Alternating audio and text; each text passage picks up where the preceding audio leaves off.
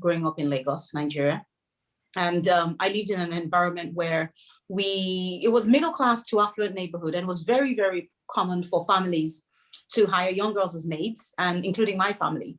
And so growing up, while that was the norm, I think one of the things that disturbed me about that norm was the fact that many of the girls that I saw around me were not very well treated or not very well educated. And so I had a lot of questions growing up, but of course I grew up in an environment where there was a lot of cultural silence. You're not encouraged to ask adult questions or to challenge them. And so I internalized these questions, and I think that followed me all through into adulthood. And then when I had my own daughters, I think when they got to that age where you could begin to see how a child has no control of the family they're born in. No one has control over the family they're born into, but a child has no control over what education they receive and all of that. And we had a conversation around that, my daughter and I said to her that, look, the young girls that are working for families in Nigeria as housemates, and it prompted her to ask me more questions. And those questions sort of resonated with the kind of questions I had growing up. And so that led me to researching about, the housemaids situation in Nigeria, if it was still happening. I'd seen it still happening over the years as I'd gone back home. But I think that night was really the thing that sort of sparked something in me that made me feel I actually need to write a story about this, particularly focusing on the young girl, because many of the girls that I knew, like I said, they came and went. It was almost like they were invisible, but they made a mark on the families they worked in. And so it was a question for me to try and answer, who is the girl? Who were the girls that I knew growing up, and what is their story? So that's kind of a whirlwind, sort of how I got to writing the story. Yeah, I think one of the strengths of the novels, probably the biggest strength, is the voice. And it's the thing that writers struggle with the most. And I think with your book, the voice is immediate. By the end of the first page, you have a sort of strong sense of the character. And I think I read it, is it at the end, in the acknowledgements, where you said that the voice came as a whisper, and then it was a sort of perpetual voice in your head until you finished the book over the course of 3 years. Could you tell us a bit more about how you found the voice, and why you think it works, and if you have any advice for other people who are trying to write and want to find a voice for their characters? So I think the voice found me. But you see, I was doing my MA in creative writing, as mentioned, and I had been sharing, as part of the MA, you are encouraged, actually you're not encouraged, you're mandated to share your work in progress, pieces of short stories, or your novel in progress. And I think it was during a few of the short story sessions. And one of the feedback that I kept getting from my classmates and colleagues was, Abi, we get the plot, but we have no sense of who your character is. It's all lost in here. It's all about plot. And I think that really bothered me. And I think I maybe took it a bit too far, because when I then got to writing my novel, I knew instantly that I couldn't write this in first person, because I couldn't write this in my own voice. I wanted to write it in first person, but I couldn't write it as the author, because I thought that I had a problem or a challenge of sort of distinguishing between myself and a character, as one of the flaws I had in my writing generally. And so I decided that, okay, I was going to write this book, speaking in the voice of one of the girls that I knew growing up. But then the voice of the girls, some of the girls I knew growing up, came from a confluence of ideas and sources. One was the fact that, I speak Yoruba, which is my mother language, mother tongue. And when you literally translate Yoruba, or I think many languages actually, when you do a literal translation, it comes out not exactly as you would in English, but you kind of have a sense of what it means. And that's why when you see people trying to explain themselves in English, if English is a second or third language, you kind of have an idea of what they're trying to say, even though it's not exact English. So that helped me in terms of literally translating Yoruba into English. But I also learned from some of the girls that I knew growing up that I'd heard them speak, and they navigated the English language in their own fascinating way. And I recall that growing up, I used to find it quite funny and interesting, and how smart some of these girls were, the way they would describe things like the TV or the microwave. It would be in their own way, but you'd get exactly what they were saying. And I thought that was actually quite intelligent. And so I think all of that came to me when I was writing. Plus, my daughter was 2 at that time, and she was learning to speak English, even though she was born in the UK and not lived anywhere else. But it was new to her as well, as it is to all of us that are born into an environment. And so the way she was navigating language herself gave me some ideas. So I had a glossary of words, of Aduni's frequently used words, so I would not forget that. And once the first line was like a whisper in my head, I knew it, that was the theme, the thread that I wanted the book to follow, that kind of way, the construction of the sentence that I had. And I just used that sentence as a template, and I just kept on repeat. It was basically rinse and repeat, but it was challenging. I think towards the end, when I started to try to get her language a little bit more standard, I think that was when the main challenge came from for me. Yeah. Yeah, well, actually get into the rhythm of the book very quickly. I think at the beginning you think, is this going to be hard? Am I going to understand it? But it isn't hard. You get into the rhythm, you understand the vocabulary, because you keep sort of repeating things like the TV. You know, you sort of, I think you pick it up very easily. If I could maybe take you back to the MA that you did, do you feel that, I know that you wrote this book for your dissertation, and I know that you had lots of feedback, and have you still got the critiquing group that you had when you were a student? I do, actually. I still have it. You do. And I think it's critical to have one like critical. That. Yeah, I agree. We formed a group. I think we were broken into workshop groups of, I think, about 8 of us in each different workshop groups. And my workshop group has carried on to WhatsApp and carried on to Zoom calls. And it's been 2 years after the master's course, and we still meet at least once a month to share each other's work in progress. My friends have all moved on to their 3rd and 4th novels, and we're all still sharing each other's work. Yeah. And I think it's very, very critical to have that for me anyway as a writer. Yeah. So I teach on the MA at Nottingham Trent University, and I know that critiquing process can be really, really hard on a writer. Do you feel, I mean, it's a big question, and perhaps you haven't got the answer, but do you feel if you hadn't done the MA that and had the time to write, I'm sure the book would have come out eventually, but do you feel that was your time to really focus on what you really wanted to do? It was the discipline, absolutely. I think that being in a room with like minds the MA Birkbeck was really for sort of adults, in the sense that majority of the class, I think 99% of the class, was working full time. And so we all came there with, look, we have jobs and we have families and all that. This is our moment. This is where we have to write this book. And we have these 2 years, because it was a part-time course. We have these 2 years to finish our novels. And I think if I was not in that environment where everyone just had that sense of urgency, that sense of, I'm getting the feedback that you're giving me right now, and out of this focus group, I might have a problem completing the novel. So I had that at the back of my mind. And I think that's why for me, the dissertation was 15,000 words, but I finished the book, actually. I finished the novel. I wrote the 90,000 words during the 2-year course of that MA.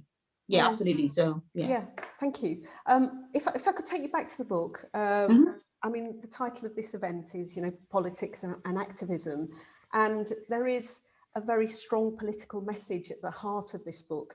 Could you tell us about it, and whether it was, from what you've said, it was the voice that came first, but you also wanted to write about these themes, about these young domestics and their situation. But could you tell us about the themes of the book, the political themes of the book?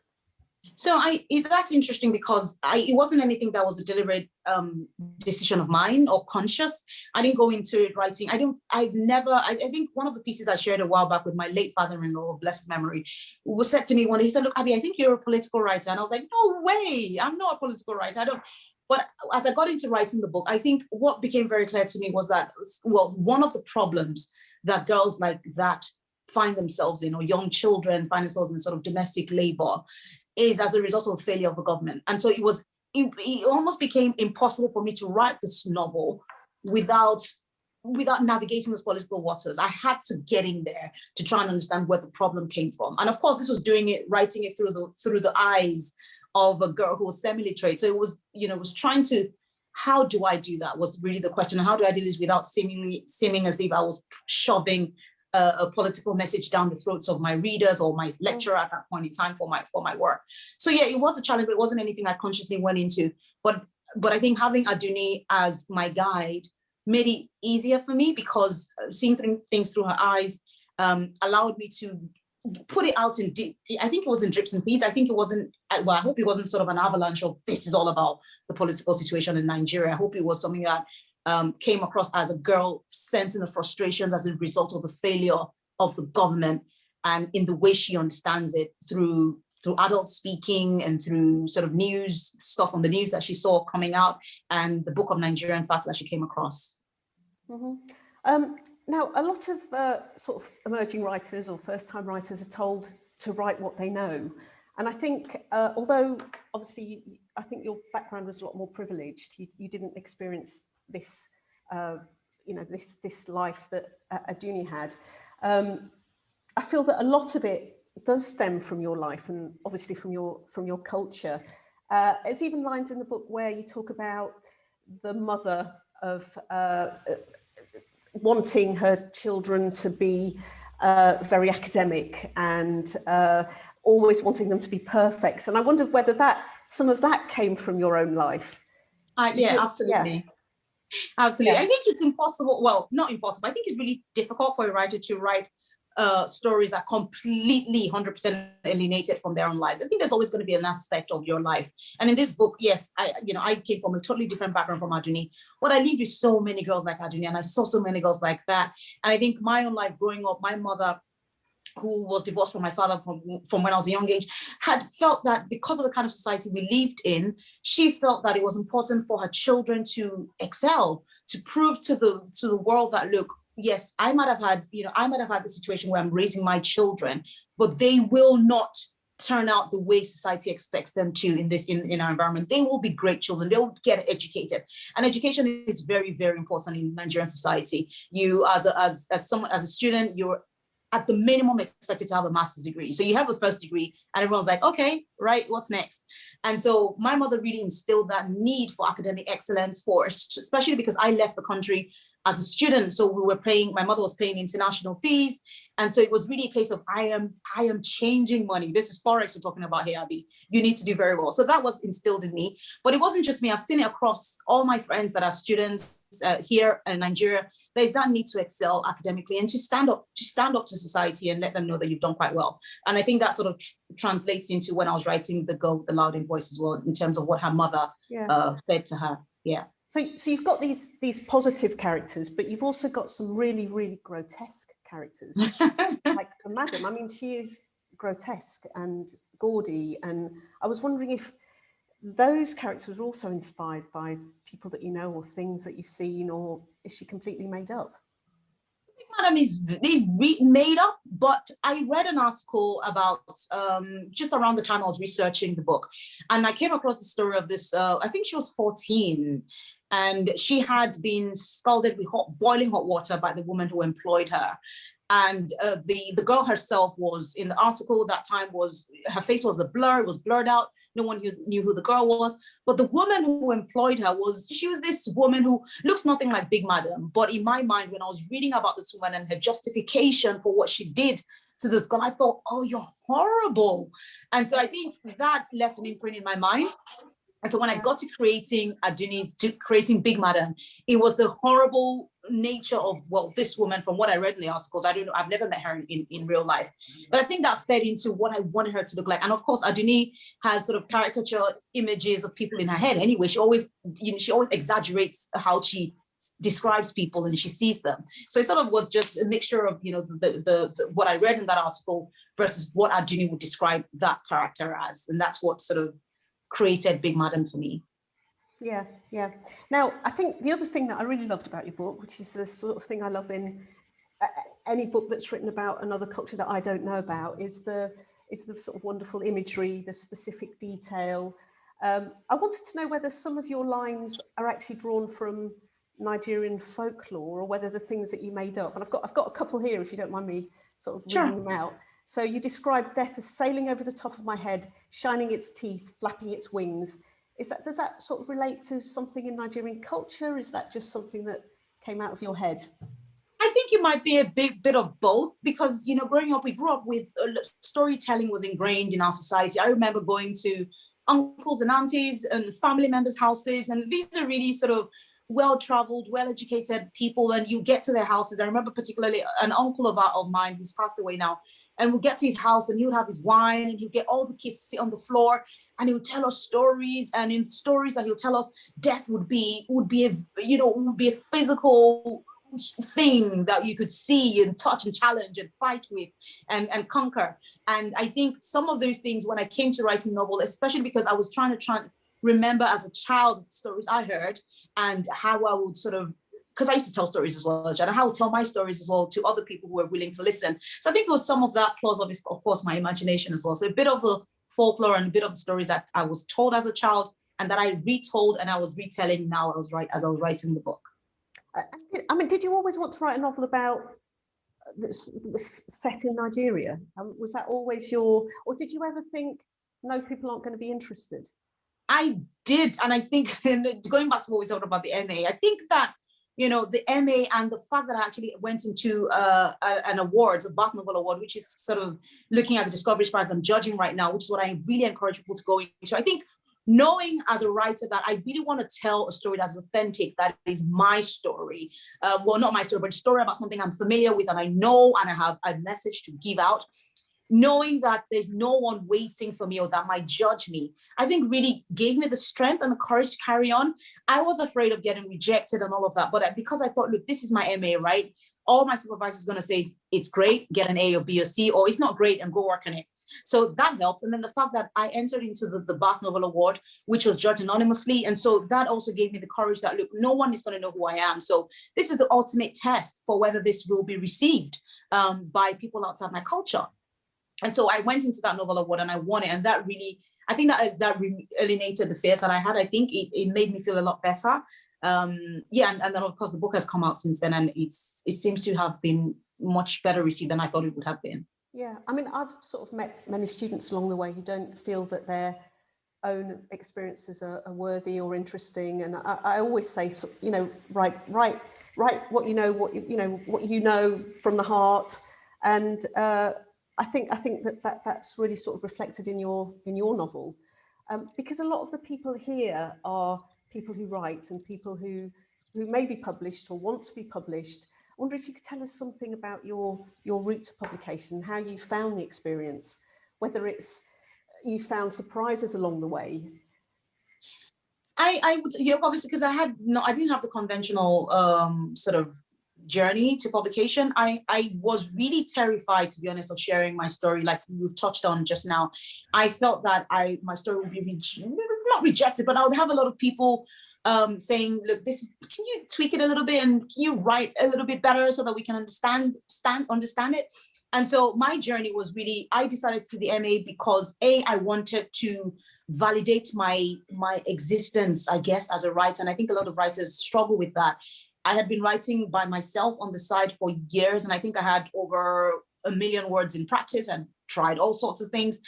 And getting onto the MA for me was, okay, if this MA could accept me, maybe there's something in there, right? Maybe it's not all doom and gloom. So I went into the MA for that. So after the MA, after I was sharing my work on the MA, I got one of my lecturers said, Abi, you should try and get into a writing competition, because she'd said to me over and over again, you should get an agent. And I was like, I don't think I want an agent because they're just going to say no. And I think many writers feel that way. You just feel you're going to get rejected. And so the competition was another opportunity. And I always advise new writers that, look, if you get into competitions, because they really help, you get feedback from many of them anyway. And so I went to the Bath Novel Award, as I said, and I was longlisted. And then I was short. I remember I was in a hotel in Lagos when I got the news that I was longlisted for that. And then I was shortlisted and I won that. And so as it turned out, my wonderful agent was a judge on the Bath Novel Award competition. And so we had an opportunity to speak that night on the event, and she offered representation.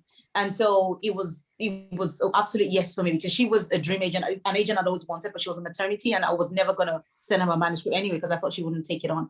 And so that was my journey. And then after that, the book, we revised it about 4 or 5 times.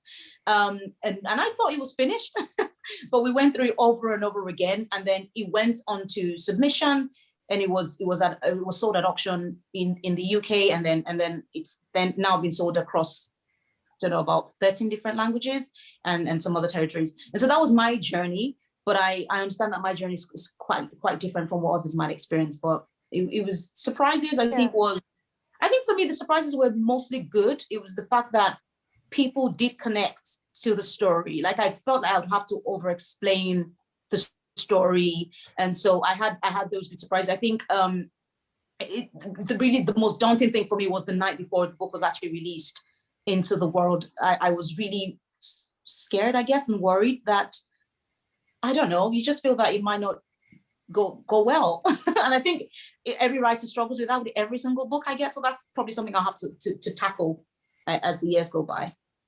So, from the sounds of it, it's a bit of a dream, isn't it? I mean, you won the competition, but it was after years and years and years of hard work. Yes. And I know that have you got 2 children?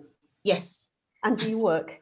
Yes. You do. So I think that's another question that I'd like to ask you is, how do you do it? And I think people here will probably be interested to know how do you balance writing and working and family?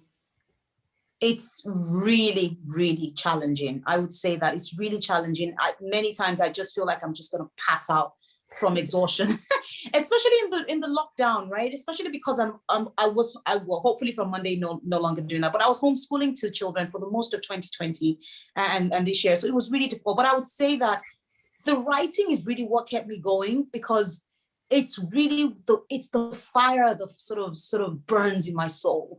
When I have a story to write, I can't sleep. I can't think of anything else apart from that story. And I think for me, what I do is I don't know if I call it balancing, because it's really a lot of dropping stuff on, and trying and failing and just picking yourself back up. But it's really carving time out in the morning. So I carve time out first thing in the morning as early as I can, sometimes 5 a.m. And I try to do some writing up until 7. And then 7, I get the kids up and get them ready. And I don't do anything about my writing until later at night, if I can stay awake enough. And I try to go over what I've done in those 2 hours in the morning. And I revise that, edit that as much as I can. Or I don't even touch it. I just do a whole dump of the first draft. And I think that really works for me as well. It's really just getting the story out of your head.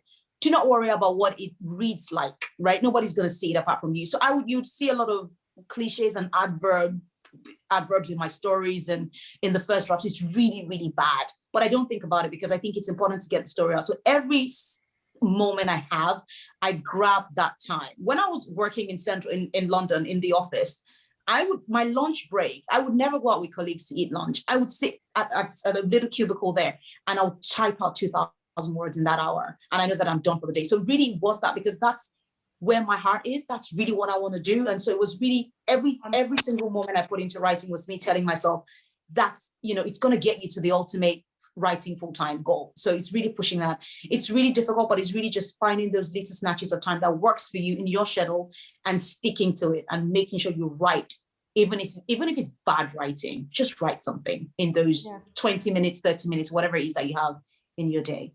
Yeah, I mean, I think that's great advice, and you do have to be relentless. It's just, absolutely. If you want to make a career of it and you want to do it full time or even sort of part time, you need to be relentless. So can I ask about your next book? What are you writing at the moment? What are you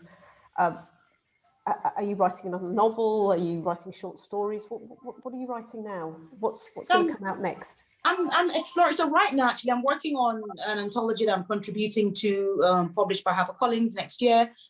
This year, it was next year. It feels like last week was last year, which is called Of This Our Country. Stories from Nigerian writers across the world. And we're all contributing into this anthology, which will be out. So I'm working on that at the moment.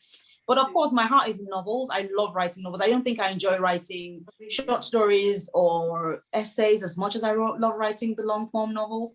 And so I'm looking at exploring a sibling relationship and a mother relationship, and the secrets and silences that sort of plague those relationships, especially in the culture that we grew up around in Nigeria. So that's what I'm looking at exploring right now. And yes, I'm doing that, and the essay that I'm working on about Nigeria.